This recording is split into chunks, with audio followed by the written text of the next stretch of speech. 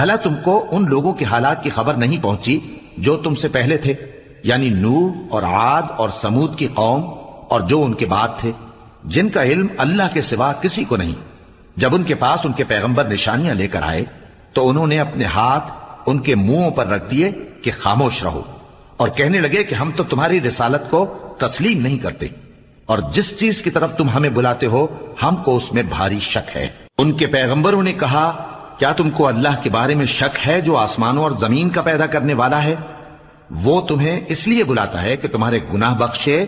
اور ایک مدت مقرر تک تم کو مہلت دے۔ وہ بولے کہ تم تو ہمارے ہی جیسے آدمی ہو، تمہارا یہ منشا ہے کہ جن چیزوں کو ہمارے بڑے پوجتے رہے ہیں ان کے پوجنے سے تم ہمیں روک دو، تو اچھا کوئی کھلی دلیل لاؤ، یعنی معجزہ دکھاؤ۔ پیغمبروں نے ان سے کہا کہ ہاں